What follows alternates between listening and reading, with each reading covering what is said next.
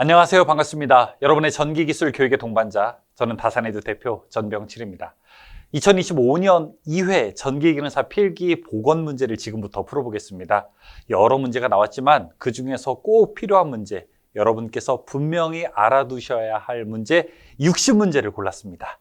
이 영상과 함께 다산에듀에서 PDF로 자료를 확인해 보실 수 있으니 꼭 자료와 함께 천천히 공부하셔서 최근에 나왔던 문제들을 복습하고 그리고 이 문제를 토대로 여러분의 실력을 확인해 보시기 바라겠습니다.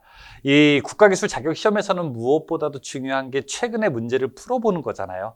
자, 이번 문제에서도 조금 독특한 문제들이 있어요. 제가 천천히 하나씩 여러분께 소개해 드리면서 문제를 풀어볼 테니 지금부터 저와 함께 60개 풀어보죠. 준비되셨나요? 2025년도 2회 전기기능사 필기 기출 문제입니다. 시작할게요.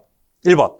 다음 그림과 같은 저렴을 위로 플러스로 대전된 대전체를 놓았을 때 도체의 음전기와 양전기가 분리되는 것은 어떤 현상인가? 이렇게 물어보고 있습니다. 이 분리된다고 하는 게 어떤 이야기일까요? 1번 문제는 이런 거예요. 어떤 물질에 보면 여기 플러스도 있고 마이너스도 있고 플러스도 있고 마이너스도 있고 이렇게 서로 전하들이 골고루 있다는 거죠. 그런데 이제 어떤 이유인지는 모르겠으나 여기다가 제가 이렇게 플러스 전하가 가득 담긴 쇠구슬 같은 것을 가까이 놓았다고 한번 해보죠. 그럼 여기서 이제 정전기의 힘이 굉장히 재밌는 것이 만들어지는데요. 플러스와 마이너스는 서로 잡아 당기려고 하고 그리고 플러스와 플러스 서로 같은 것끼리는 밀어내려고 하는 힘이 작용하기 때문에 조금 있다가 여기를 쫙 가보면은요 어떤 일이 벌어지냐, 마이너스는 이쪽으로 쭉 이렇게 오고요, 플러스는요 반대로 쭉 이렇게 멀어지는 현상이 발생합니다. 마치 자석의 N극, S극이 밀고 당기는 일을 하는 것처럼 말이죠. 이런 현상을 우리는 무엇이라고 할까요? 이 정전기가 직접 닿지는 않았는데 어떤 힘을 끌어온다 라고 이야기할 수 있지 않을까요? 맞아요. 어떤 것이 정전기가 직접 닿지는 않았는데 힘을 끌어온다 라고 해서 이걸 우리가 정전기가 유도하는 현상이라고 해서 정전유도라고 합니다. 정전유도. 보기 보면 1, 2, 3, 4 중에 있잖아요. 그렇죠? 어떤 게 답일까요? 맞아요. 1번이 답입니다. 그런데 2번이 답인 경우도 있어요. 어떤 경우냐면요. 2번이 답일 때는 여기에다가 어떤 물질로 막았는데 이 정전기의 힘이 하나도 영향을 미치지 않는다라고 할 때는 2번, 차폐가 그 답이 됩니다. 2번 문제에서는 1번이 답이에요. 2번, 전류를 계속 흐르게 하려면 전압을 연속적으로 만들어주는 어떤 힘이 필요하다. 자, 이 힘을 무슨 힘이라고 하는가 물어보고 있습니다. 여러분이 만약에 물을 계속 틀어 놓았을 때 물이 계속 흐르게 하는 힘이 필요할 수도 있죠. 만약에 여러분께서 이 수도꼭지를 사용한다거나 아니면 샤워기 같은 것을 사용할 때를 우리가 한번 생각해 보죠. 이렇게 샤워기를 사용할 때는 물이 끊임없이 이렇게 샤워기를 통해서 막 나올 겁니다. 이때 물은 어떤 힘이 필요할까요? 누군가 어떤 보이지 않는 힘이 계속 물을 밀어내는 힘이 있어야 될 겁니다. 그리고 그 물을 밀어내는 힘을 바로 우리가 펌프라고 하는 것이 만들어주죠. 전기도 그런 힘이 필요하지 않을까요? 예를 들어 건전지에서 계속 전기를 흘릴 수 있게 하는 힘이 필요하고요.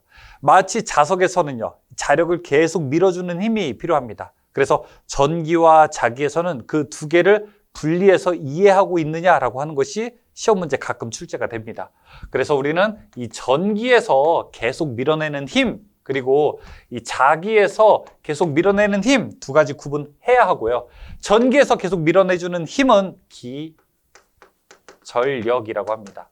예를 들어 자 이렇게 건전지가 하나 있습니다. 건전지가 플러스 마이너스가 있다면은 여기에 전구를 달았을 때 계속 이 전구로 전류를 흘려보낼 수 있는 힘, 그건 바로 기전력이라고 하는 거죠. 하지만 자기에서는 뭐라고 할까요? 자석에 계속 자속을 흘릴 수 있게 하는 힘, 그거는 우리가 기자력이라고 합니다.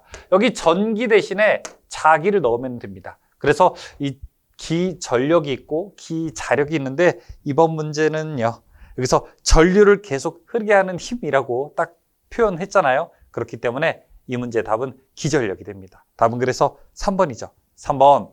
다음 그림에서 A, B 사이의 합성 저항은 얼마인가 물어보고 있습니다. 자세하게 설명드리지 않아도 이 문제에서는 지금 휘트스톤 브릿지의 상황을 우리가 볼 수 있는 거죠. 왜냐하면은 딱 문제 봤을 때 대각선의 곱이 서로 같기 때문에 그렇습니다. 대각선의 곱이 서로 같을 때 이 휘트스톤 브릿지라고 해도 되고 휘트스톤 브릿지라고 해도 돼요. 휘트스톤 브릿지라고 할게요. 이 휘트스톤 브릿지의 특징은 가운데에 있는 그 세로에 있는 것이 무시된다는 겁니다. 대각선의 곱이 서로 같기 때문에. 그래서 R 같아서 가운데를 이제 우리가 그냥 없다 생각하고 회로를 다시 그려볼게요. 회로를 다시 없다 생각하고 그려보면은 R, 그 다음에 이쪽에 R 이렇게 R 4개가 있는 것과 똑같은 회로라고 하는 것을 우리는 금세 알 수 있습니다. 자, 이 회로는 어떻게 간단하게 정리를 할 수 있을까요? 위에가 직렬로 연결되어 있으니 자, 이것은 곧 2R 그리고 밑에도 2R 이렇게 놓을 수 있습니다. 이제 다 됐어요. 두 개 저항이 병렬로 되어 있을 때의 합성 저항을 구하면은요, 이렇게 놓을 수 있죠. 두 개를 합한 것분에, 즉 2R 플러스 2R 합한 것분에 곱한 것, 2R 곱하기 자 2R 어떻게 될까요? 이거 4R분의 4R의 제곱 아니겠습니까? 그러면은 약분될 수 있겠죠? 4 약분되고 R 이렇게 약분되죠. 결과는 뭐만 남는다? 이렇게 R만 남게 됩니다. 만약에 이게 2옴짜리라고 하면은 그 합성 저항은 얼마? 2가 되는 거죠. 이렇게 우리가 식으로 표현할 수도 있고요. 어떤 숫자가 주어질 수도 있습니다. 숫자가 주어진다고 하더라도 너무 어려워하지 말고, 자, 병렬일 때의 합성 저항 구하는 방법 합분의 곱으로 계산하면 쉽게 풀 수 있습니다. 답은 그래서 2번이 되죠. 4번. 중첩의 원리를 이용하여 회로를 해석할 때 전류원과 전압원은 각각 어떻게 회로 해석을 해야 하는가 물어보고 있습니다. 중첩의 원리라고 하는 게 뭐죠? 일단은 복수의 전압원과 복수의 전류원이 있을 때 이것을 우리가 회로 해석할 때 마치 겹쳐서 딱 분석하는 것을 우리는 중첩의 정리, 중첩의 원리 이렇게 이야기합니다. 예를 들어 이렇게 어떤 한 전원이 있어요. 이게 예를 들어 한 10V라고 한번 해보죠. 자, 그리고 이쪽에다가는 전류원이 있습니다. 전류만 공급하는 이런 장치가 있다고 해요. 얘 만약에 2A라고 하죠. 자, 그리고 이쪽에 이렇게 저항이 하나 있습니다. 저항이 하나 있을 때 이 저항에 흐르는 전류가 얼마입니까? 이걸 만약에 궁금해 한다면 중첩의 정리에서는 이걸 어떻게 해석하느냐? 전압원 한 번 놓고 전류원 한 번 놓아서 두 개를 딱 구분한 다음에 두 개를 더하는 거죠. 예를 들어 이렇게 한 장 놓을 수 있습니다. 첫 번째 전압원으로 놓는 거예요. 전압원으로 놓게 되면은 여기 이렇게 10V 전원이 있고요. 그 다음에 자 위로 가서 이렇게 저항이 하나 있죠. 그런데 이때 여기 전류원 있잖아요. 전류원은 어떻게 하냐? 전류원은 그냥 오픈합니다. 즉 개방한다는 거예요. 전류원은 개방해서 표현하고요. 다행히 이제 전류원을 중심으로 나타낼 때는요. 이렇게 회로를 전류원 중심으로 해석하고 싶다라면은 이제 전압원은 어떻게 하냐? 전압원은 이렇게 쇼트 시킵니다. 이거는 이제 우리가 단락한다고 하죠. 이 단락해서 회로를 해석합니다. 그 다음에 두 개의 전류값을 더해서 이 전체 전류를 구하는 것이 중첩의 정리라고 할 수 있습니다. 그러면 이때 전류원과 전압원은 각각 어떻게 한다? 전류원은 어떻게 한다? 개방한다. 이때 전압원은 어떻게 한다? 단락한다. 이렇게 우리가 정리할 수 있죠. 전류원은 개방, 전압원은 단락. 답은 2번. 괜찮죠? 5번. 그림과 같은 회로에서 4옴에 흐르는 전류가 어떻게 되는가 물어보고 있습니다. 자, 5번도 모두 다 그릴 필요는 없이 제가 말로 좀 함께 하겠습니다. 일단 4옴과 6옴이 병렬로 되어 있고 그 다음에 2.6옴이 직렬로 되어 있잖아요. 전체 합성 저항 먼저 구해보겠습니다. 전체 합성 저항 R, 토탈을 구한다면 합분의 곱 4 더하기 6, 합분의 4 곱하기 6 하면 이거 2.4옴이 되겠죠.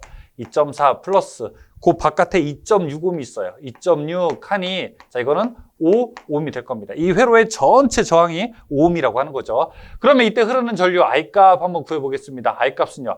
R분의 V가 되는데 여기서 R은 토탈을 이야기하는 거니까 5분의 전압이 몇 볼트라고 했습니까? 여기 10볼트죠. 그러면 전체 흐르는 전류는 2A가 됩니다.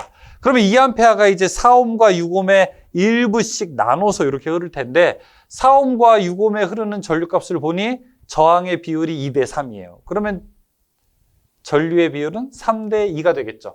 2A를 3대 2의 비율로 한다. 그러니까 5분의 2, 한쪽은 5분의 3 이렇게 가니까 이 4옴에 흐르는 전류를 계산한다면 이렇게 I하고 I1이라고 해볼게요. I1이라고 하는 것은 두 개를 저항을 더한 값분해. 그렇죠? 그러면은 5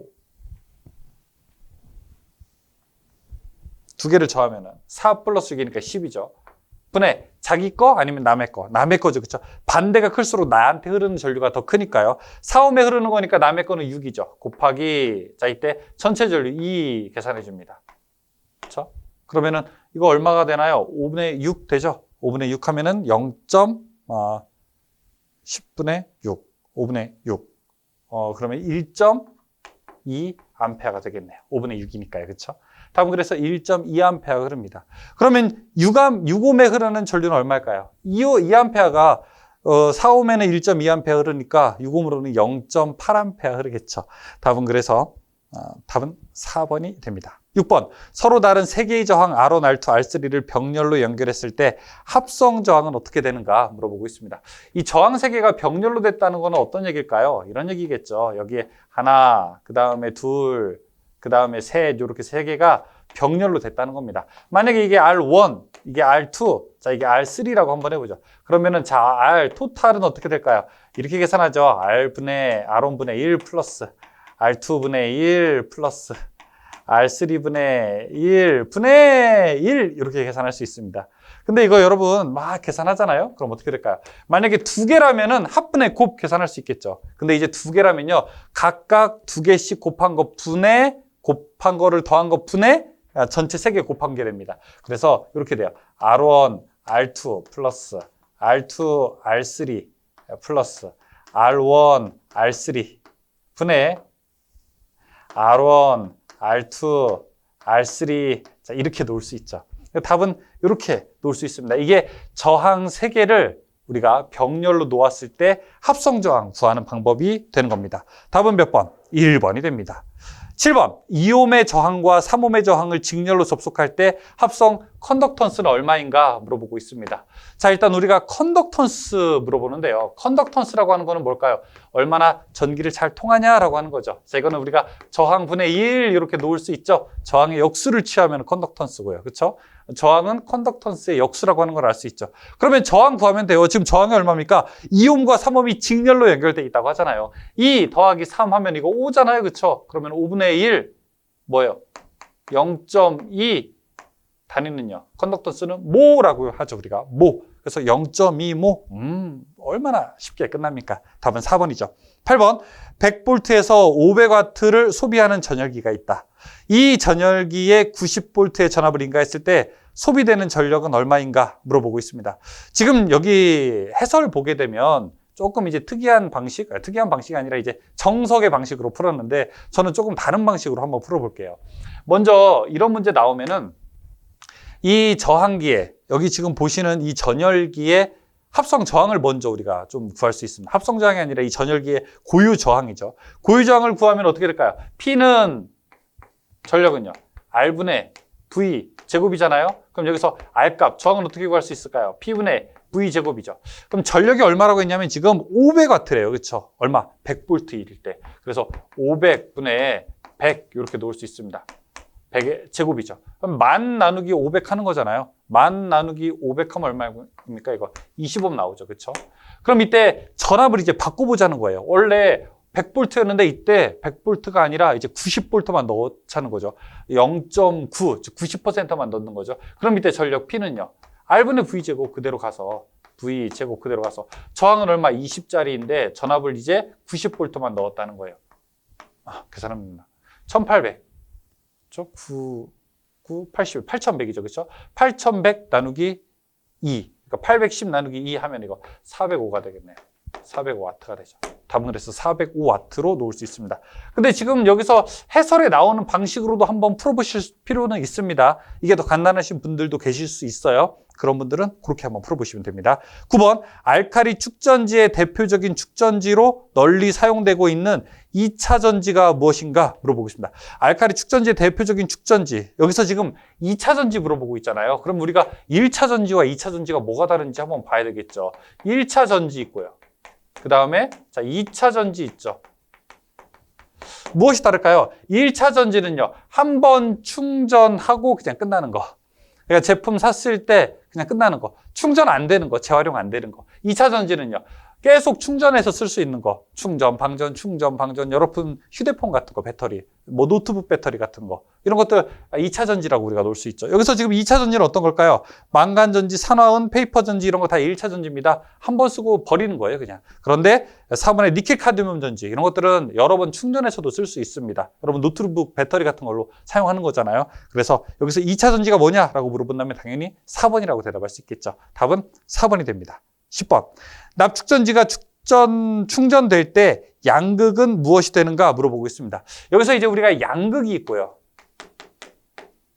그 다음에 음극이 있거든요. 양극은 그냥 하나 볼게요. 이산화 납이 되고요. 음극은 그냥 납이 됩니다. 그래서 PbO2 그리고 Pb 이렇게 놓을 수 있어요. 지금은 납축전지가 양극이라고 하니까 양극은 우리가 이산화납해서 답은 1번이 됩니다. 그래서 우리가 양이, 납 이렇게 이제 생각하셔도 괜찮습니다. 답은 1번이에요. 11번. 패러데이 법칙으로 올바른 설명은 무엇인가 물어보고 있어요. 자, 이것도 결국에는 우리가 식을 알아야 되고 그 다음에 계산도 할 줄 알아야 되고 그리고 그것을 한글로도 좀 풀었을 줄 알면은 더 좋은 겁니다. 이 패러데이 법칙이라고 하는 거는 간단하게 이렇게 놓을 수 있죠. 예를 들어 제가 물을 만약에 전기분해한다. 그럼 여기다가 두 개의 극을 넣는 겁니다. 하나, 그 다음에 또 하나 이렇게 두 개. 플러스 마이너스가 넣어요. 그러면 여기 있는 물이 결국에는 무엇이 될까요? 수소와 산소 이렇게 나눌 수 있잖아요. 그렇죠? 수소와 산소에 여기서 석출되는, 그러니까 여기서 뽑아내는 양을 우리가 석출량이라고 한번 해보죠. 뽑아내는 양을 석출량이라고 하고 W라고 한번 해보겠습니다. 그럼 석출량은요, 결국에는 KIT와 같다는 거예요. 그래서 IT는요, 전기 곱하기 시간이니까 전기량에서 KQ와 같은 겁니다. 그러니까 무슨 얘기일까요? 많이 뽑아내고 싶다면 전기를 많이 흘리든지 아니면은 오래 흘리든지 시간을 오래 하든지. Q라고 하는 것은 전기량이잖아요. 전기량을 결국에는 더 크게 해야 된다. 이런 얘기를 하고 있는 겁니다. 석출량은 무엇에? 전류와 그 다음에 시간과 즉 전기량과 그 다음에 화학 당량에 서로 비례한다 이런 얘기를 하는 거예요. 반비례하는 거 없어요. 석출량은 다 비례만 하는 겁니다. 얘네들이 클수록 석출량도 더 많아지는 거죠. 그럼 문제에서는 지금 어떻게 될까요? 비례한다라는 말이 중점적으로 나와야 돼요. 1번 전기분해 시 양극과 음극에서 석출되는 물질의 양은 전액 속을 통과한 전기량에 비례한다. 딩동댕동 1번이 정답입니다. 2번은 어떤 거는 비례, 어떤 거는 반비례? 3번 반비례, 4번 반비례, 다 잘못된 얘기예요. 1번이 맞습니다. 12번 두 콘덴서 C1, C2를 직렬로 접속하고 양단에 V볼트의 전압을 가할 때 C1에 걸리는 전압은 어떻게 계산하는가 물어보고 있습니다. 12번 문제예요. 자, 이 문제도 제가 저항과 그 다음에 커패시터가 조금 다르다는 걸 먼저 보여드릴게요. 첫 번째 저항입니다. 이렇게 R1, R2 두 개의 저항이 있다고 해볼게요. R1이고요. 여기가 R2라고 해보겠습니다. 그때 이 전체 걸어준 전압을 우리가 V라고 하는데 여기 R1, 요 양단에 걸리는 전압을 V1이라고 해볼게요. V1을 알고 싶어요. 그러면은 V1은 이렇게 계산할 수 있습니다. 두 개를 더한 것분에 그리고 전체를 곱해서 V 곱하기 두 개를 더한 것분에 R1 플러스 R2분의 누구 거? 자기 거예요, R1. 자기가 클수록 걸리는 전압이 더 커지는 거예요. 반면에 커패시터는 조금 다릅니다. 어떻게 해요? 이렇게 C1 있고요. 여기에 C2가 있다면 C1과 C2를 두 개 놓았을 때 이 C1 양단에 걸리는 전압을 한번 계산해 볼게요.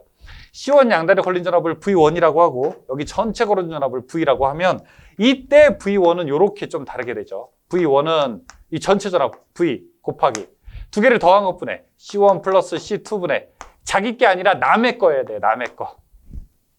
저항과 커패시터는 완전히 다르죠. 그렇죠? 저항은 자기 거, 나한테 걸린 전압이 클수록 더 커지는 거예요. 근데 여기는 이제 상대방의 값이 더 클수록 나한테 걸리는 게 더 커지는 겁니다. 지금 여러분께서 외울 때는 저항은 내 거, 커패시터는 옆집 거 계산할 수 있어요. 그럼 여기서 답은 몇 번? 2번이 되겠죠. 답은 그래서 2번입니다. 13번. 4cm의 면적을 가진 도체에 2 곱하기 10에 2.8 곱하기 10의 마이너스 4제곱 웨버의 자속이 통과한다면 자속 밀도가 얼마큼 되는가 물어보고 있습니다. 근데 여러분 여기서 지금 문제에서 마지막에 자속 밀도라고 물어봤어요. 그렇죠? 자속 밀도의 단위가 뭐죠? 웨버 퍼 제곱미터입니다. 면적분에 얼마나 많은 자속이 흘러갔느냐 이걸 우리가 자속 밀도라고 이야기해요. 영어로 쓰면은 B, 자속 밀도는 면적분에 자속 이렇게 놓을 수 있는 거죠. 그럼 지금 이 면적이 얼마입니까? 면적이 4 곱하기 4cm니까 그렇죠? 10의 마이너스 4제곱이죠. 그래서 4 곱하기 10의 마이너스 4제곱 분의 자속이 얼마라고 했냐면 지금 2.8 곱하기 10의 마이너스 4제곱이에요. 그러면은 2.8 곱하기 10의 마이너스 4제곱. 2.8 나누기 4 해야 되겠네요. 그렇죠? 이렇게 계산하면은 아마 0.7 나올 겁니다. 단위는 웨버 퍼 제곱미터로 할 수 있겠죠. 그러면 답은 이제 몇 번일까요? 0.7 나오는 거예요. 1번이 되죠. 14번. 다음 중 강자성체가 아닌 것은 무엇인가? 물어보고 있죠. 강자성체라고 하는 거는 계속 이야기가 나왔기 때문에 우리는 이제 계속 알 수 있는데 강자성체. 니켈, 코발트, 철, 망간. 니코가 철망에 걸렸다. 이렇게 이제 외울 수 있죠. 니켈, 코발트, 철, 망간. 이게 이제 강자성체 대표적인 재료 4가지인데 그거 아닌 거 찾으라는 거예요. 3번 백금. 이건 상관없잖아요. 그렇죠? 답은 3번. 15번. 다음 그림에서 P점의 자기장의 세기를 구하는 비오사바르의 법칙을 옳게 나타낸 것이 무엇인가 물어보고 있습니다. 근데 이제 이 문제는 우리가 먼저 개념부터 좀 살펴봐야 돼요. 자, 이렇게 전류가 흐르고 있다. 전류가 흐를 때 이 전선으로부터 일정하게 떨어진 바로 요 지점의 자기장의 세기가 얼마인가 이걸 물어보는 게 바로 비오사바르의 법칙이거든요. 근데 비오사바르의 법칙에서 전류가 흐를 때 만들어내는 자기장의 세기인데 이때 이제 거리가 R이라고 하는 거예요. 그러면 이제 우리가 상식적으로 여기 흐르는 전류가 클수록 자기장의 세기는 더 커지겠죠. 그 다음에 거리가 멀수록 자기장의 세기는 더 약해지겠죠. 그렇죠? 그래서 자, 이제 이 식을 외울 때 너무 어렵게 외우지 말고 자, 이렇게 외웁니다. 우리가 싸 제곱 이렇게 이제 들어가는 식을 찾으시면 됩니다. 어떻게 해요? 여기 싸 제곱 따라해 볼까요? 아싸 제곱. 한 번 더. 아싸 제곱. 아싸 제곱이라고 하는 것은요. 여기 I 들어가고요. 그 다음에 여기 사인 들어가고요. 그쵸? 그 다음에 여기에 제곱 들어가는 거를 찾으시면 됩니다. 그러면 우리 식의 원래 형태는 4파이 R 제곱분의 I 델타 L 사인 세타 이렇게 하거든요. 그러면 이렇게 아싸 제곱 들어가는 거. 아싸 제곱 몇 번이에요? 맞아요. 1번으로 우리가 놓을 수 있습니다. 기억하세요. 1번의 형태입니다. 16번. 환상 솔레노이드 외부 자기장의 세기는 얼마큼이 되는가? 물어보고 싶다. 환상 솔레노이드라고 하는 것은 이런 모양이죠. 이렇게 동그라미에다가 이렇게 코일을 막 이렇게 감은 것을 우리가 환상 솔레노이드라고 이렇게 이야기합니다. 그러면 이때 내부의 자기장의 세기와 외부의 자기장의 세기가 있어요. 이 안에 있는 것은 내부의 자기장의 세기고요. 이 밖에 있는 거는 여기 있는 거 외부의 자기장의 세기예요. 내부의 자기장의 세기는 어떻게 돼요? 2파이 R분의 NI 이렇게 계산하잖아요. 그렇죠? 여기는 2파이 R분의 NI 계산하잖아요. 외부는 얼마예요? 외부는 계산할 필요도 없어요. 그냥 외부는 얼마? 0이 되는 겁니다. 빵! 외부 나오면 얼마라고요? 0. 얼마라고요? 외부는 그냥 영향이 없다. 이렇게 하는 겁니다. 예를 들어 이런 거죠. 우리가 집 안에서 난로를 여기 2kW짜리를 불을 켰다. 자, 바깥의 온도의 영향은 얼마큼 있느냐? 관계없어요. 문 닫으면 밖의 온도는 영향을 주지 않는다. 이런 것과 비슷합니다. 그래서 답은 4번이 됩니다. 칠판이 좀 꽉 찼으니까 한번 지웠다 하겠습니다. 문제에 이어서 계속 풀어보겠습니다. 17번. 자장 내 직각으로 놓여있는 도체가 자기장에서 받는 힘에 관한 식으로 올바른 것은 무엇인가 물어보고 있어요. 이게 지금 이 글로만 나와서 그런데 제가 그림으로 한번 그려드려 볼게요. 아마 이 그림을 보시면 이런 상황이구나 라고 여러분 딱 이해가 되실 겁니다. 여기 자석이 하나 있습니다. 이렇게. 그리고 이 자석과 함께 여기 이렇게 도체, 전선이 하나 있다고 해보죠. 아니면 구리 막대기라고 보셔도 됩니다. 이 구리 막대기가 자기장에 의해서 받는 힘이 얼마만큼 있을까 이런 걸 이제 물어보는 게 바로 이 문제예요. 그런데 이 구리 막대기가 그냥 구리 막대냐? 아니요. 여기다가 이제 전류를 흘린다는 겁니다. 얼마? 이 I암페어만큼의 전류를 흘리고요. 그 다음에 이 자석은 그냥 자석이냐? 아니요. 여기서도 이렇게 자석이 나가고 있다는 얘기예요. 자석이 얼마? 이 B, 자석 밀도가 B만큼의 힘이 미치고 있다는 겁니다. 게다가 이 자석은, 이 막대는 길이가 있는데요. 이 길이가 L만큼의 길이라고 한번 해볼게요. 그럼 이때 힘은요, 자기장의 세기가 셀수록 그 다음에 막대기 길이가 길수록, 그 다음에 전류가 더 클수록 더 큰 힘을 발휘하게 되는 거죠. 이게 바로 전동기가 얼마나 힘있게 돌아가느냐를 설명하는 거죠. 이때 힘, F는. 그래서 세 개가 다 비례하게 되는 겁니다. B, I, L. 여기다가 이제 하나 정도 더 집어넣게 된다면 이 도체와 자속이 이루는 각도까지 들어가죠. 그래서 사인, 세타 이렇게 놓을 수 있겠죠. 근데 지금 보기에서는 지금 여기 사인 세타까지는 안 나오고 다 이 앞에 있는 것만 가지고 문제를 한번 전개해보고 있죠. 그래서 결국에는 B, I, L 딱 세 개가 들어가는 게 답이 되는데요. 어떤 게 답일까요? 그러면 여기 1번이 답이라고 할 수 있겠죠. 답은 그래서 1번입니다. 18번.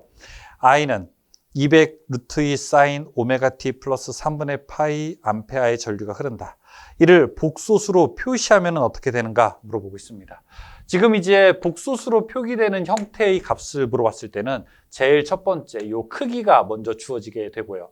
이 크기는 여기서 전압도 될 수 있고 전류도 될 수 있습니다. 그때 이제 시료값이 먼저 주어지고요. 여기는 전류니까 I 이렇게 넣어야 되겠죠. 그 다음에 코사인 세타 플러스 J 사인 세타 괄호로 넣어서 이 값을 계산하면 됩니다. 여기서 그러면 이제 하나씩 넣고 그 결과값이 어떻게 되는지 한번 보죠. 처음에 I요. 전류의 시료값은 얼마입니까? 여기가 200 루트 2가 시료값 최대값이죠. 그럼 루트 200 루트 2를 우리가 실효값으로 바꿔버린다면 루트 2를 빼고 200이 되는 거죠. 그래서 여기는 그냥 200 이렇게 됩니다. 그 다음에요. 코사인 세타. 세타는 위상차를 이야기하는 건데 3분의 파이라고 했어요. 그렇죠? 파이가 180도니까 3분의 파이는 곧 얼마? 60도라고 하는 걸 알 수 있죠. 그래서 여기는 코사인 60 플러스 J 사인 60 이렇게 놓을 수 있겠죠. 자, 이 값 구하면 얼마가 될까요? 여러분 이거는 계산기로 계산해 보면은 딱 답 나올 수 있어요. 100 플러스 J 173 이렇게 나오는 걸 볼 수 있습니다. 여기가 이제 실수보고 이쪽이 허수보인데 여러분 제발 요거 할 때는요 꼭 한번 여러분이 계산기로 해보셔야 됩니다. 이게 왜요? 이게 눈으로 보는 거랑 계산기로 해보는 거랑 완전히 달라요. 그러면 나 시험에서는 이거 나 그냥 틀리면 되죠. 아니요. 어떻게 보면 계산기만 할 줄 알면은 요거 그냥 거저 한 문제 맞출 수 있는 거예요. 막 바꾸지 않아도 괜찮거든요. 그래서 자 요거 한번 계산기로 직접 계산해 보시기 바라겠습니다. 답 그대로 나오는 게 답이잖아요. 그렇죠? 답 몇 번이에요? 1번이잖아요. 19번. 저항 5옴. 그 다음에 유도 리액턴스 35옴, 용량 리액턴스 18옴인 RLC 직렬 회로에 130V의 교류를 가할 때 흐르는 전류가 어떻게 되는가 물어보고 있습니다. 지금 교류 회로에서 흐르는 전류 물어보게 되면 결국에는 I는 임피던스 분의 V잖아요. 그렇죠? 그러면 임피던스도 찾아야 된다는 건데 임피던스 먼저 계산해 보죠. 임피던스는 어떻게 됩니까? 루트 이렇게 계산하죠. 저항의 제곱 플러스 XL 마이너스 XC의 제곱 이렇게 계산하지 않습니까? 그러면 이렇게 루트 계산하고 R 값이 얼마라고 했냐면 지금 5라고 했어요. 그렇죠? 그러면 5의 제곱 플러스 유도 리액턴스 XL은 30이고요. 용량은 18이죠. 그러면 30 빼기 18에 이렇게 제곱 놓을 수 있겠네요. 이 값 얼마일까요? 5의 제곱 플러스 12의 제곱 계산하게 되면 아마 13옴 나올걸요. 그렇죠? 그럼 13옴 나오면은 I 흐르는 전류는 얼마예요? I는 임피던스 분의 V인데 이 회로가 전체가 13옴이라고 했으니까 13분의 전압은 130V라고 했으니까 흐르는 전류는 10A가 나오겠네요. 오케이. 여기까지는 공감하십니까? 흐르는 전류는 그래서 10A가 나옵니다. 답은 이제 1번 아니면 2번이잖아요. 그렇죠? 그럼 이제 문제. 이 회로는 전체적으로 유도성이냐 용량성이냐 그 얘기는 XL이 크냐 XC가 크냐 자, 이 크기를 우리가 이제 측정하면 되는 거죠. 측정할 필요가 뭐 있어요? 딱 문제 나와 있는데요. 유도 리액턴스가 30이고 용량이 18이라고 했잖아요. 그럼 누가 더 커요? XL이 더 크잖아요. XL이 더 크게 되면 이 회로는 전체적으로 어떤 성분을 띠게 됩니까? 유도성 성분을 띠게 되는 거죠. 그래서 답은 뭐? 유도성 그리고 몇 암페아? 10암페아가 흐른다. 이렇게 대답할 수 있죠. 유도성의 10암페아. 답은 그래서 1번이 되는 겁니다. 20번. RLC 직렬 공진 회로에서 최대가 되는 것은 무엇인가? 물어보고 있어요. 자, 20번. 우리가 여기가 직렬 공진과 병렬 공진 두 가지 구분해야 되거든요. 하나는 직렬 공진이고요. 또 하나는 병렬 공진 두 개를 놓을 수 있습니다. 두 개를 이렇게 표로 그린다면은 저는 이렇게 그릴 수 있어요. 이렇게 그리고 자, 이 왼쪽을 우리는 최대, 그 다음에 여기를 최소라고 이렇게 대답을 해볼게요. 직렬 공진에서는요, 뭐가 최소가 돼요? 임피던스가 최소가 됩니다. 전기를 방해하는 성분이 최소가 된다는 거예요. 그럼 뭐가 최대가 되는 겁니까? 전류가 최대가 되죠. 병렬은 반대예요. 임피던스가 최대가 돼요. 그러면요, 흐르는 전류는 최소가 되는 겁니다. 두 개가 이렇게 반대라고 생각하고 여러분들은 짜잔 직렬만 먼저 계산해 주시면 됩니다. 그리고 병렬은 그 반대구나 생각하시면 돼요. 직렬은요, 최소 임피던스, 최대 전류 이렇게 되는 겁니다. 그러면 RLC 직렬 공률에서 최대가 되는 것은 무엇인가? 최대가 되는 건 뭐예요? 이렇게 I 전류가 최대가 되죠. 답은 몇 번? 1번이 되죠. 21번. 이제부터는 전기 기기로 가볼게요. 21번. 정류자와 접촉하여 전기자 권선과 외부 회로를 연결하는 역할을 하는 것을 무엇이라고 하는가? 직접 연결되는 거. 이걸 우리가 브러쉬라고 하는 거죠. 그렇죠? 직접 마찰을 일으켜서 전기를 뽑아내는 곳을 우리가 브러쉬라고 합니다. 답은 3번이죠. 22번. 계자 권선이 전기자의 병렬로만 접속된 직류기는 어떤 형태가 되는가? 병렬로만 접속됐다는 얘기는 뭘까요? 이렇게 전기자가 있다면은 이 전기자와 함께 계자가 병렬로 됐다는 것을 말하는 겁니다. 만약에 우리가 이 구조가 직렬로 돼 있어요. 이쪽에. 그러면은 직렬로 돼 있다면은 이거는 우리는 직렬로 연결된 권선이라고 해서 직권이라고 하겠죠. 만약에 병렬로 되어 있다. 그러면요. 병렬로 되어 있다고 해서 이거는 나눠져 있다고 해서 이건 우리가 분권이라고 할 겁니다. 두 개가 합쳐 있다. 직렬, 병렬이 혼합되어 있다. 그러면은 이건요. 우리가 남녀 배드민턴 칠 때 혼합 복식 이렇게 이야기하지 않습니까? 두 개가 만약에 합쳐져 있다 그러면요. 이거는 우리가 복권이라고 하죠. 같은 방향으로 합쳐져 있으면 가동복권이고요. 다른 방향으로 되어 있으면 차동복권인데 지금 이제 문제에서는 이 직렬로 되어 있는 거, 그 다음에 지금 문제에서는 병렬로 되어 있는 게 뭐냐 이렇게 물어보고 있기 때문에 우리는 분권이라고 대답할 수 있습니다. 그래서 몇 번? 그냥 딱 봐도 3번으로 대답할 수 있죠. 23번. 직류발전기의 무부하 전압이 103V, 전부하 전압이 100V이다. 이 발전기의 전압 변동률은 어떻게 되는가 물어보고 있습니다. 지금 여기서 여러분들이 요 식 한번 잘 보셔야 됩니다. 만약에 어떤 변동률을 물어본다. 변동률을 물어보면요. 이 변동률은 이렇게 계산합니다. 이게 두 가지 변동률이 있거든요. 전압 변동률과 속도 변동률이 있는데 둘 다 상관없이 외우기 쉽게 하려면 여러분들 이렇게 기억하시면 돼요. 정격 분해에 무부하 빼기 정격 이렇게 계산하시면 됩니다. 정, 무, 정, 이렇게 생각하시면 돼요. 무, 정. 한번 계산해 볼게요. 지금은 정격 전압이 100이고요. 무부하가 103이라고 했어요. 그러면 이때 전압 변동률은 이렇게 계산하는 거죠. 엡실론은 100분의 103 빼기 100 곱하기 100%. 100분의 3. 그럼 얼마 이거? 3%가 되죠. 답은 얼마? 3%. 3번이죠. 24번. 다음 그림에서 직류 분권 전동기의 속도 특성은 어떻게 되는가? 자, 전동기 중에서 분권. 자, 이렇게 감는 것의 특징. 분권 하면은, 직권하면 제가 힘이 세다 이렇게 이야기했는데요. 분권은요, 속도가 일정하다. 속도가 일정하다. 이거를 기억하셔야 돼요. 속도가 일정하다. 속도가 일정. 우리로 봤을 때는 일종의 모범생 같은 게 되는 거예요. 이제 학생으로 봤을 때는 페이스가 일정한 사람.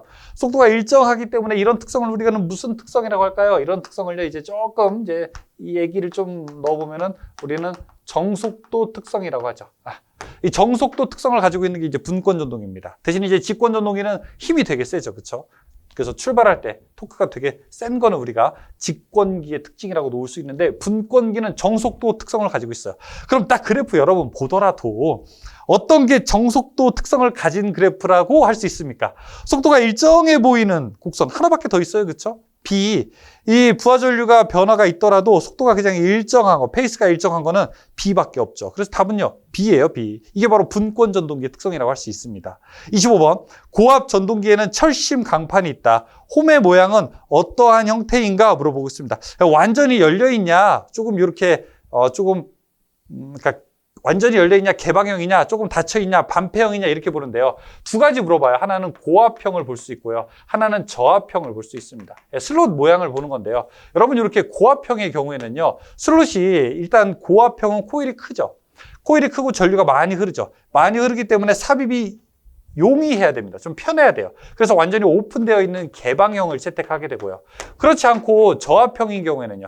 저압형인 경우에는 코일이 고압형보다는 조금 더 작습니다. 그래서 이렇게 반 정도 막혀있는 형태를 선택하게 되고요. 이건 우리가 반폐형을 채택하는 이유가 됩니다. 그래서 고압형은 어떻게 되냐? 코일이 크다. 코일이 커 있기 때문에 좀 열려있는 형태의 슬롯을 사용해야 된다. 그래서 개방형 이렇게 사용합니다. 개방형. 답은 그래서 몇 번? 3번으로 놓을 수 있습니다. 근데 만약에 이 문제에서 저압형일 때는 어떻게 되냐? 저압형일 때는 조금 막혀있는 반폐형 이렇게 대답할 수도 있어요. 26번. 직류 전동기에 있어서 무부하일 때의 회전수가 1200. 정격 부하일 때의 회전수는 1150이라고 할 때 속도 변동률은 어떻게 되느냐? 짜잔. 요거 아까 제가 딱 이야기했잖아요. 그렇죠? 자, 그래서 요거 그대로 가져옵니다. 이게 전압 변동률이랑 속도 변동률이 그대로 같이 쓰이는 거예요. 변동률은 어떻게 돼요? 정격분해. 정격이 지금 얼마예요? 1150. 그래서 1150분의 무부하 1200이죠. 1200 빼기 1150 이렇게 놓을 수 있습니다. 곱하기 100%. 이렇게 하면 속도 변동률도 구할 수 있게 되는 겁니다. 속도 변동률 구하면 얼마가 될까요? 0.0435 이렇게 될 거예요. 그래서 퍼센트로 하면은 100분율로 하면은 4.35 이렇게 될 겁니다. 답은 3번이 되죠. 27번. 임피던스가 5%인 변압기가 운전 중에 단락되었을 때 그 단락 전류는 전격 전류의 몇 배인가 물어보고 있습니다. 이 단락 전류 물어보는 거는 단락 비율 이야기하는 단락 비와 관계가 있어요. 단락 비 K는 이렇게 계산하죠. 퍼센트 임피던스 분의 100 이렇게 놓을 수 있죠. 퍼센트 임피던스 계산한 다음에 그냥 분자에다가 100 넣으면 단락 비가 되는 거예요. 이 단락 비라고 하는 거는 전격 상태일 때, 전격 전류일 때 분의 단락 전류일 때의 비율이 얼마나 크냐 이걸 물어보는 거나 또 똑같죠. 퍼센트 임피던스가 지금 얼마라고 했냐면요. 5%라고 해요. 그래서 이거 5분의 100. 이거는 그냥 여러분 분수 계산할 줄 아시는 분이면 맞출 수 있어요. 단락비 얼마? 20. 20은 뭐냐? 정상일 때보다 단락됐을 때 흐르는 전류의 비가 20배가 된다. 이렇게 대답할 수 있죠. 몇 배요? 20배가 된다. 대답할 수 있다고요. 답은 그래서 20배. 2번. 28번. 변압기의 부하측이라고 하는 건 어떻게 되는가? 물어보겠습니다. 지금 여기서 변압기의 부하측 물어보고 있거든요. 제가 변압기 한번 이렇게 그려볼게요. 짜잔. 변압기. TR. 트랜스. 자, 이쪽이 앞쪽이, 자, 여기가 1차 측이고요. 여기가 뒷부분. 여기가 2차 측이 됩니다. 근데 보통 이제 어디가 전압이 높냐? 그러면 우리는 대답할 수 없어요. 왜요? 전압이 이쪽이 높다가 낮은 거로도 갈 수 있고요. 낮았다가 높은 거로도 갈 수 있으니까 변압기는 어느 쪽이 1차 측이 높은 전압이냐 낮은 측 전압이냐, 즉 고압이냐 저압이냐를 이야기하기가 좀 어려워요. 그렇죠? 왜냐하면 강압기도 있고 승압기도 있으니까. 그래서 변압기는 1차 측, 2차 측을 나누는 게 1차 측은 뭐냐? 전원과 연결된 측을 우리가 1차 측이라고 하는 거고요. 2차 측은 부하와 연결된 측을 우리가 2차 측이라고 하는 겁니다. 그래서 전원 측이 1차 측이요. 부하 측이 2차 측이 되는 게 이 변압기를 구분하는 기본 방법이 됩니다. 지금 문제는 변압기의 부하 측이라고 하는 게 뭐냐? 부하 측이라고 하는 거는 뭐예요? 2차 측을 말하는 겁니다. 2차 측. 답은 몇 번? 4번이 되겠죠. 29번. 출력 10kW, 효율 80%의 변압기에 손실은 약 몇 kW인가 물어보겠습니다. 여기도 지금 이제 해설은 좀 정석대로 표현을 했어요. 해설은 정석대로 표현을 했습니다만 풀이는 실제로 이렇게 풀지 않으셔도 괜찮습니다. 왜냐하면 여러분 실전 시험에서는 무엇보다도 정확하고 빠른 답변을 유도하는 게 최고의 방법이기 때문에 그래요. 여기서 이제 우리가 변압기의 효율이라고 하면은 이렇게 되죠. 변압기는 출력 플러스 손실분의 출력 이렇게 계산하는 게 변압기의 계산 방법이죠. 근데 변압기의 출력이 10kW라고 효율이 80%래. 이 얘기는 뭐냐? 효율이가 0.8이라는 거예요. 출력이 10이라는 거예요. 10 플러스 손실 얼마인지 몰라요? 손실이라고 이렇게 적고 여기가 10이라고 해요. 그러면은 어떤 숫자를 넣었을 때 0.8이 될까요? 10 나누기 뭘 해야 0.8이 될까요? 10 나누기 0.8 해보세요. 그럼 얼마예요? 12.5 나올 겁니다. 그러면 여기 손실이 얼마라는 얘기예요? 손실이 2.5라고 하는 얘기죠. 그렇죠? 아니면 1, 2, 3, 4 나와 있는 거 하나씩 한번 넣어보세요. 답이 딱 2.5일 때 0.8이 나올 겁니다. 이렇게 풀어도 괜찮은 거예요. 괜찮은 거예요. 왜냐하면은 객관식이라고 하는 게 뭡니까? 여러분 국가기술 자격시험은 1차가 사지선다형이잖아요. 그렇죠? 기능사, 기사, 기능장 할 것 없이. 사지선다형이라는 얘기는 뭡니까? 4개 중에 답이 있다는 얘기죠. 4개 중에 가장 완벽에 가까운 답이 하나는 있다는 얘기죠. 지금 여기서 그러면은 1, 2, 3, 4 보기 하면서 계산기로 쳐보면은 0.8 나오는 게 딱 답이 될 수가 있겠죠. 답은 여기서 2.5가 됩니다. 4번이에요. 30번. 히스테리시스 곡선의 가로축과 세로축은 무엇을 나타내는가? 그 축의 정의를 나타냅니다. 이거는 근데 워낙 이야기가 많이 나와가지고 아마 여러분 사실은 이건 더 이상 틀리면은 안 된다. 틀릴 수도 있다가 아니라 틀리면 안 된다. 자, 이런 것도 우리가 요 문제로 놓을 수 있습니다. 이걸 우리가 히스테리시스 곡선이라고 하고요.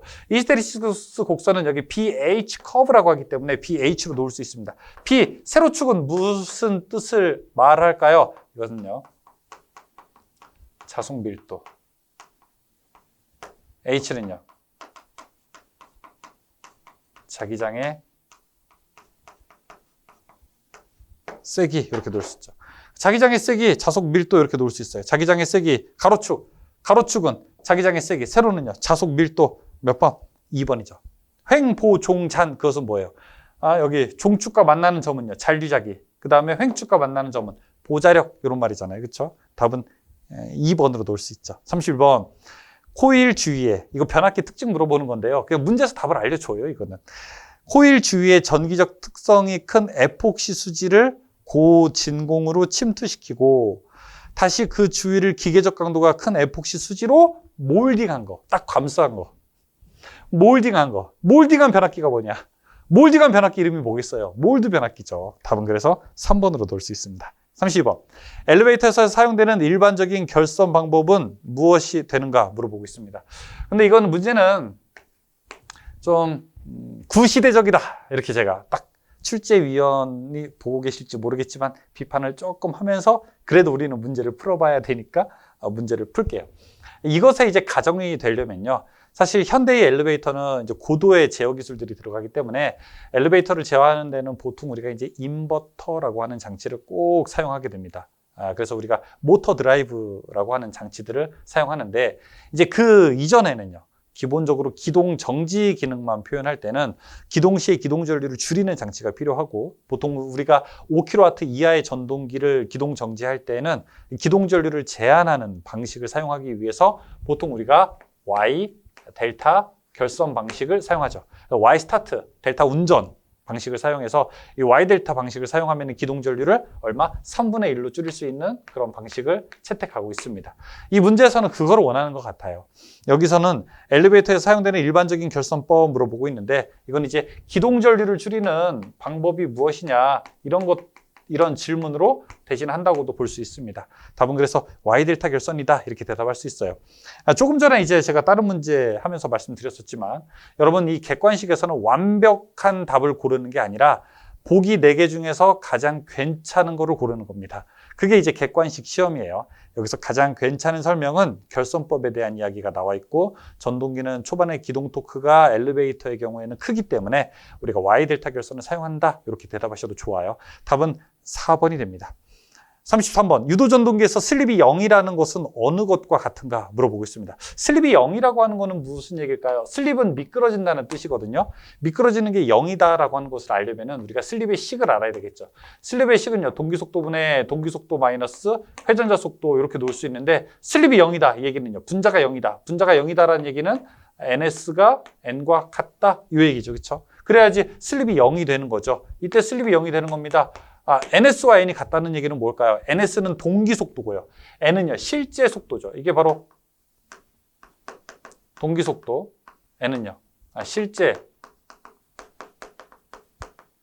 회전자 속도인데 동기 속도가 실제 속도와 같은 거예요. 동기 속도는 이론적인 속도거든요. 꿈의 속도. 꿈의 속도와 실제 돌아가는 게 같다. 뭐예요? 동기 속도로 회전하고 있다는 거예요.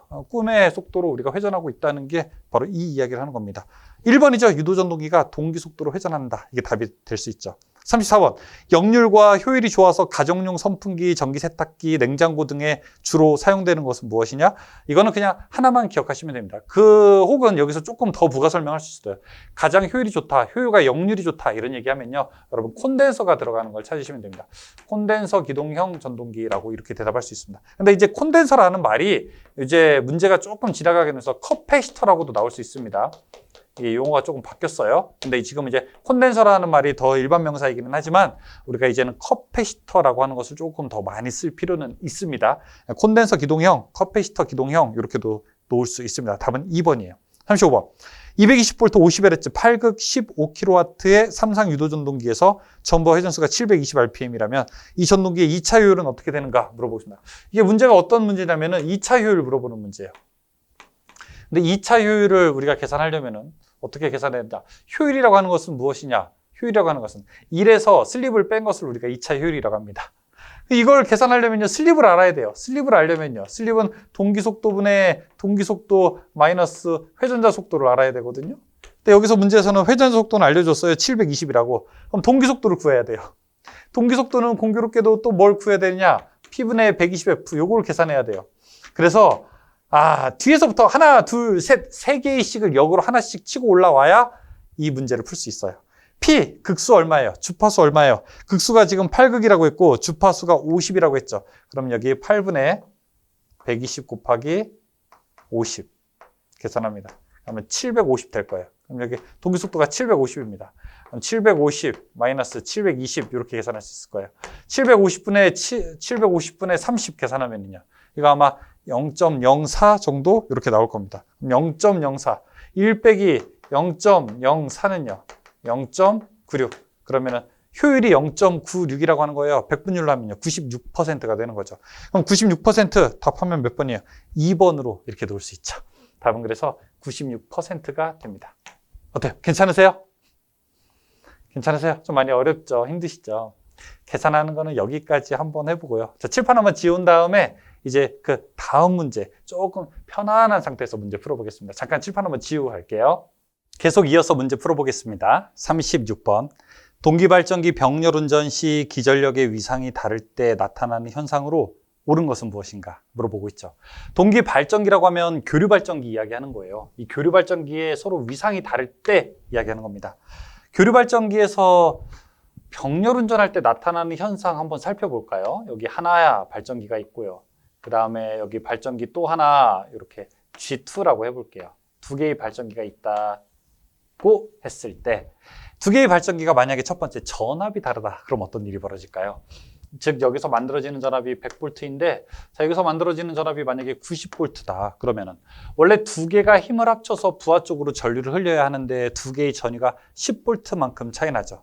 이 전기는 전위 차가 발생하면은 그쪽으로 전류가 흐르기 때문에 10V만큼 이렇게 전류가 흐를 겁니다. 부하 쪽으로 가야 되는데 원래 이 자기들 사이에서만 뱅뱅 돌기 때문에 효과가 있어요? 없어요? 효과가 없습니다. 그래서 효과 없어요. 무효. 뺑뺑 돌기만 하네요. 순환 전류라고 합니다. 무효 순환 전류는 왜 발생하는 거예요? 둘 차 사이에 전압이 달라서 전압 차 때문에 그렇습니다. 반면에요. 이제 위상이 다를 때가 있습니다. 위상이 다르다는 얘기는요. 제너레이터 1과 2에서 만들어지는 상이 다르다는 거예요. 예를 들어 여기서 첫 번째에서 만들어지는 게 이게 제너레이터 1에서 만들어지는 파형이 이렇게 돼 있는데 두 번째에서 만들어지는 파형이 이렇게 위상이 조금 다르다.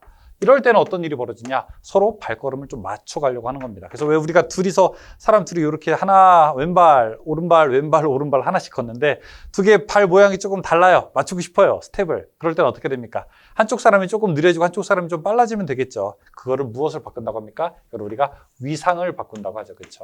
위상일 때. 이때는요. 유효 순환 전류가 흐르는 겁니다. 그래서 유효 순환 전류를 동기화 전류라고도 하거든요. 같아지려고 하는 전류. 그래서 위상이 다를 때는요. 이때는 동기화 전류가 흐른다 이렇게 대답할 수 있어요. 이 문제는 두 가지로 문제 물어봐요. 첫 번째, 전압이 다르면 어떤 전류가 흐르냐? 무효순환 전류가 흐른다. 그럼 전류가 다르면은 그러니까 위상이 달라지면 어떻게 되느냐? 동기화 전류가 흐른다 이렇게 대답해야 되겠죠. 지금 문제는 1번 동기화 전류가 흐른다 이렇게 대답할 수 있습니다. 답은 1번이에요. 37번 동기발전기의 돌발 단락 전류를 주로 제한하는 것은 이거는 근데 여러분 그냥 우리가 하나 정도는 그냥 암기하죠. 누설 리액턴스입니다. 누설 리액턴스. 1번. 38번. 동기전동기에 설치된 제동건선의 효과로 맞지 않는 것은 무엇인가? 우리가 동기기에는 이 제동건선이라고 하는 게 여러 가지 역할을 합니다. 기동 토크를 만들어주는 역할도 하게 되고요. 난조 방지하게 되고 여러 가지 역할을 하게 되는데 첫 번째 기동 토크를 발생을 방지한다. 그 다음에 난조를 방지하게 된다. 전압 파형 개선이라든지 이상전압 파형, 이상전압 방지 이런 것들도 여러 가지 효과가 들어갑니다. 근데 지금 여기 이번에 과부하 내량의 증대 그러니까 이제 뭘까요? 캐파를 더 용량을 늘린다 이런 뜻으로 이야기하는데 그거랑은 상관이 없습니다. 제동 토크는 난조 방지가 1번이고요. 두 번째는요. 우리가 이제 기동 토크를 만들어낸다 이런 뜻이 들어가야 되는 겁니다. 2번 과부하 내량의 증대는 관계가 없어요. 39번 단상 반파 정류 회로의 전환 전압이 200V, 부하 저항이 10ohm이면 부하 전류는 약 몇 암페어인가 물어보고 있습니다. 39번 이야기하는 거죠. 39번에 우리가 반파, 전파, 단상, 삼상 이런 이야기를 좀 해야 되는데요. 반파 정류일 때, 반파 정류와 반대되는 거는 전파 정류죠. 근데 이제 단상일 때, 또 그와 반대되는 거는 삼상일 때죠. 단상 반파일 때는 이제 입력된 것에 0.45가 출력이 되고요. 단상 전파일 때는 입력된 것에 0.9. 삼상 반파일 때는 입력된 거에 1.17. 삼상 전파일 때는 입력된 것에 1.35가 출력이 되죠. 지금 문제는 어떤 겁니까? 단상 반파 이야기하는 거 아니겠습니까? 단상 반파 이야기하는 거니까 0.45, 입력된 것에 0.45가 출력이 돼요. 입력이 얼마라고 했냐면 200V래요. 200 곱하기 0.45가 출력이 돼요. 이거 얼마? 90V가 되죠. 그럼 이때 흐르는 전류 I는 어떻게 구합니까? R분의 V.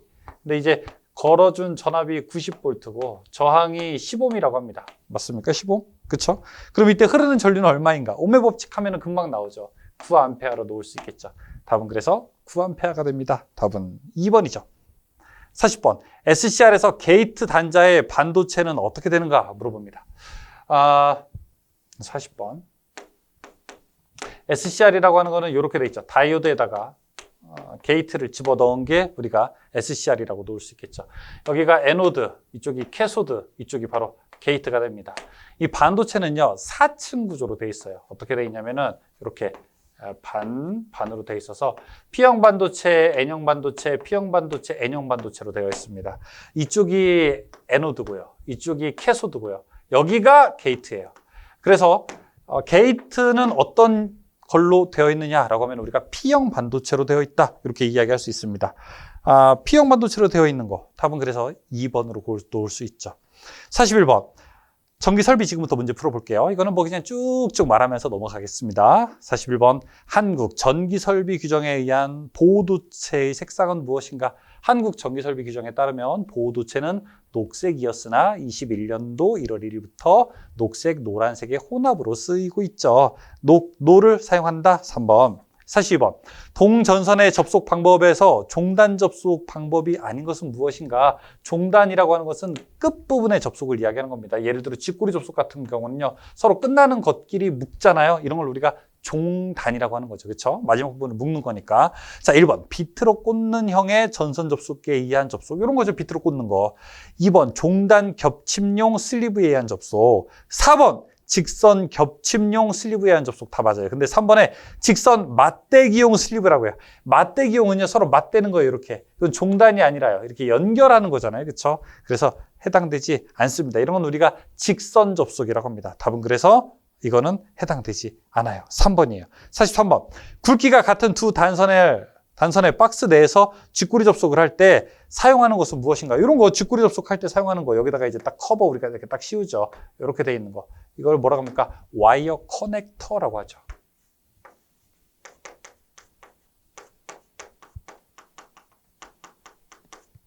와이어 커넥터를 사용할 수 있습니다. 44번. 저압 크레인 또는 호이스트 등의 트롤리선을 호이스트라고 하는 거는 우리가 공장 같은 데 가면 위에 있는 천장에 있는 기중기 이야기하는 겁니다. 자, 애자 사용 공사에 의하여 옥내의 노출 장소에 있으라는 경우 트롤리선의 바닥에서 최소 높이는 얼마여야 되는가? 3.5m 이상 되어야 됩니다. 답은 4번. 45번. 기구 단자의 전선 접속 시 진동 등으로 헐거워질 염려가 있는 곳에 사용하는 거. 아마 이런 거 직접 많이 보셨을 텐데 이름을 조금 이제 잘 모르셨을 뿐 아마 여러분 많이 보셨을 거예요. 와셔는 와셔인데 이렇게 좀 엇갈려 있는 거, 이렇게 스프링 되어 있는데 딱 한 칸, 한 단 정도만 끊어낸 와셔. 이런 걸 우리가 스프링 와셔라고 합니다. 진동 있는 데에 넣게 되면요, 밀어내는 힘 때문에 볼트나 너트가 헐거워질 염려를 좀 줄일 수 있게 되죠. 이런 걸 우리가 스프링 와셔라고 합니다. 46번. 가요전선관 공사에서 가요전선관의 상호 접속에 사용하는 거 무엇이라고 하는가? 자, 요즘에 가요전선관이 워낙 많이 사용되기 때문에 특히 금속재 가요전선관의 사용 빈도가 점점 늘어나고 있기 때문에 이 문제도 자주 나옵니다. 첫 번째, 가요전선관 상호 접속에 사용되는 거. 그 다음에 가요전선관과 금속관, 서로 이종, 다른 거에 사용되는 거. 가요전선관과 금속관 사용되는 거. 가요전선관 상호끼리 사용하는 건 우리가 스플릿 커플링입니다. 서로 다른 거예요. 가요전선관과 금속관 할 때는요, 이건 우리가 컨비네이션 커플링이라고 합니다. 지금 문제는 상호 접속이라고 하잖아요. 가요전선관끼리. 그렇기 때문에 4번 스플릿 커플링이 됩니다. 47번. 합성수지관 배선에서 경질 비닐 전선관에 굵기에 해당되지 않는 것은 무엇인가? 관의 호칭에 해당되지 않는 것 이야기하는데요. 뭐 14, 16, 22, 28 이렇게 쭉쭉 넘어가잖아요. 근데 3번에 18mm는 없어요. 그렇죠? 18mm는 해당되지 않습니다. 3번이에요. 48번. 합성수지관을 새들 등으로 지지하는 경우 지지점 간의 거리가 얼마여야 되는가 물어보고 있습니다. 우리가 여러 가지 이제 놓을 수 있는데요. 합성수지관, 애자, 금속관, 금속 덕트 이렇게 놓을 수 있는데 말로 한번 해볼까요? 합성수지관은 1.5m, 애자 2m, 금속관 2m, 그리고 덕트 3m, 라이팅 덕트 2m, 가요전선관 1m, 케이블 2m, 캡타이어 케이블 1m 이렇게 쭉쭉 이야기할 수 있잖아요. 근데 여러분 우리가 이제 콘듀잇 그 배 관에서는요. 합성수지관 재질에 따라서 합성수지일 때는 1.5m가 되고요. 그 다음에 금속관 2m가 됩니다. 두 개를 기억해 주시기 바랍니다. 가요전선관은 좀 흐물흐물거리기 때문에 이건 더 짧죠. 1m가 될 수 있겠죠. 49번. 금속 전선관의 종류에서 후광전선관 규격이 아닌 것은 무엇인가? 자, 이거는 너무 쉬운 문제여가지고 제가 좀 딱 이야기하기도 좀 부끄러워요. 후광전선관은 짝수로 나타내고요. 그 호칭을. 박광전선관은 홀수로 나타내거든요. 그래서 후짝, 박홀, 후광전선관은 짝수, 박광전선관은 홀수 이렇게 표현합니다. 근데 지금 후광전선관이라고 했는데 홀수가 하나 있어요. 19mm. 해당되지 않죠. 50번. 수변전 설비에 고압회로에 걸리는 전압을 표시하기 위해서 전압계를 시설할 때 고압회로와 전압계 사이에 시설하는 것은 무엇인가? 자, 어떤 임의의 회로가 있는데 그 임의의 회로가 전압이 너무 높아서 여기에다가 전압계를 설치하는데 이 전압이 그 전압을 잴 수 없어요. 막 여기 2만 볼트예요. 근데 전압계로 재기에는 직접 재기는 너무 부담돼. 그럼 그 사이에다가 이렇게 설치하는 거. 뭐죠?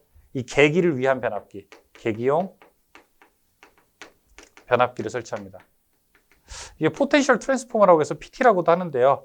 이제 국제 기준에서는 볼테이지라고 해서 VT라고도 표현합니다. VT라는 말이 조금 더 여러분께서 알아두시기 더 좋은 말입니다. 그래서 계기용 변압기죠. 이 전류계를 위해서 쓰는 거는 뭐예요? 계기용 변류기 CT가 되는 거고요. 지금 이제 계기용 변압기 3번이죠. 51번. 고압 및 특고압의 전로에 시설하는 필회기의 접지 저항은 15ohm으로 놓으시면 됩니다. 52번. 다음 중 폭연성 먼지가 폭발하는 먼지, 막 폭발하는 마그네슘, 알루미늄, 티탄 이런 거 막 폭발하는 거예요. 그렇죠? 네. 3번에 규사는 모래잖아요. 그렇죠? 해당되지 않습니다. 53번. 논이나 기타 지반이 약한 곳에 건주 공사 시 전주의 넘어짐을 방지하기 위해서 시설하는 것은 무엇인가 물어보고 있습니다. 전주 넘어지지 말라고 하는 거, 예를 들어 이렇게 전주를 땅에다가 딱 세우는데 이 땅에다가 이렇게 넣었단 말이에요. 여기가 이제 땅이에요. 그렇죠? 땅에다가 넣었는데 이 전주가 그냥 픽 하고 쓰러질 수도 있으니까 넘어지지 말라고 여기 지지대를 이렇게 딱 넣습니다. 이건 우리가 뭐라고 했냐면요. 근가라고 해요. 근데 근가가 지금 한글 용어 순환으로 이름이 조금 바뀌었어요. 전주 버팀대라고 합니다. 조금 더 좋은 말이죠. 그렇죠? 더 직관적이죠. 그렇죠? 한자식 표현보다는. 전주 버팀대를 논다. 답 2번이죠. 54번. 고압 가공 인입선이 일반적으로 도로 횡단할 때 설치 높이는 어떻게 되는가? 인입선인 경우에는요. 이렇게 전주에서 딱 오는 인입선인 경우에는요. 저압일 때는 5m. 고압일 때는 6m가 됩니다. 저압일 때 5m, 고압일 때 6m. 55번. 철근 콘크리트주로서 전장이 7m이고 설계 하중이 6.8kN이다. 이 지지물을 놓은 기타 지반이 약한 곳 이외에 기초 안전율에 고려 없이 시설하는 경우에 묻히는 깊이는 어떻게 되는가? 6.8kN 이하인데 길이도 15m 이하다라고 하면은 6분의 1 이상 묻습니다. 6분의 1 이상. 근데 지금 전주의 길이가 7m라고 하니까 7 곱하기 6.1 하면 되죠. 6분의 1 이상 묻는다라고 물어보면 아마 1.17 정도 나올 거예요. 1.17m 정도 나올 겁니다. 답은 그러면 1.17이라고 대답하면 되겠네요. 56번.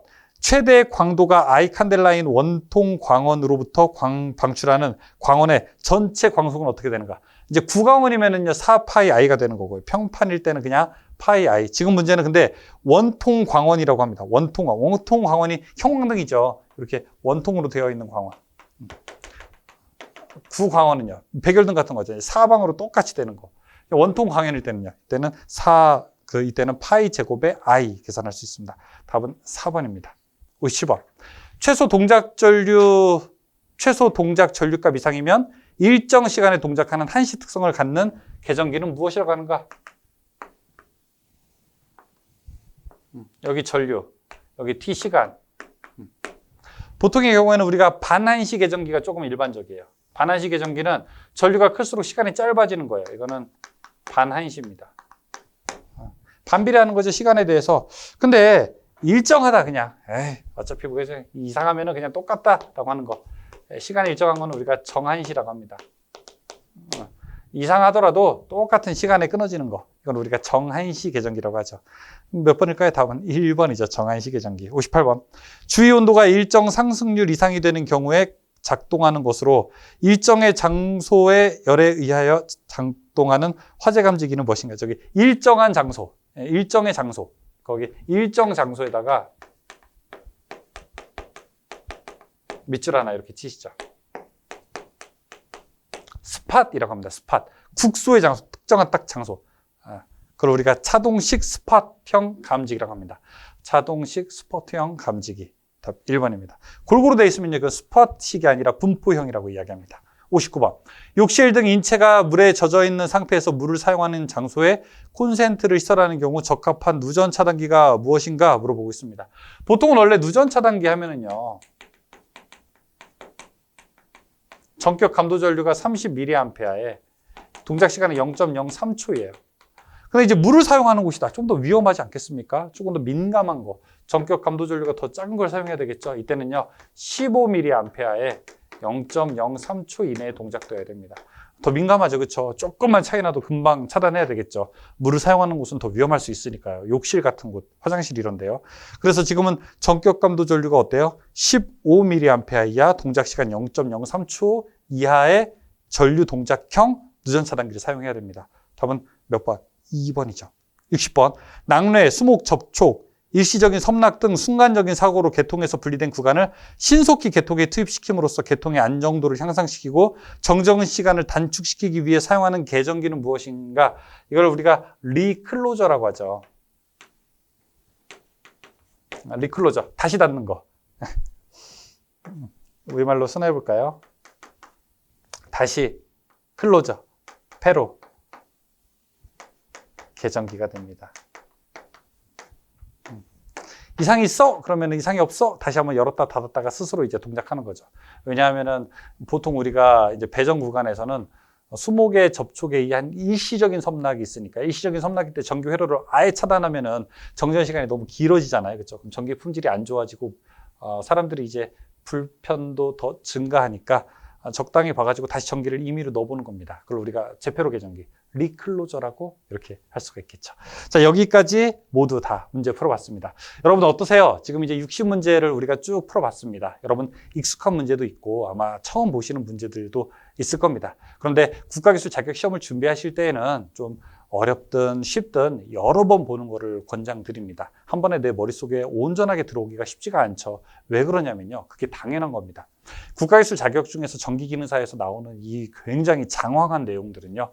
전기 이론부터 전기기기, 전기 설비까지 가는 것이 지난 100년 동안 만들어진 모든 전기와 관련된 학문들의 기초 이론과 응용을 다 모아놓은 것이기 때문에 그렇습니다. 여러분 여기서 변압기 나오죠. 전동기 나오죠. 그 다음에 전기 응용과 같은 거 나오죠. 전력설비 나오죠. 전주 나오죠. 저 앞에 있는 전기 기본 법칙까지 다 나오지 않습니까? 어떤 현장에 계신다고 하더라도 이 모든 것을 평소에 계속 유용하게 사용하시는 분은 아무도 안 계십니다.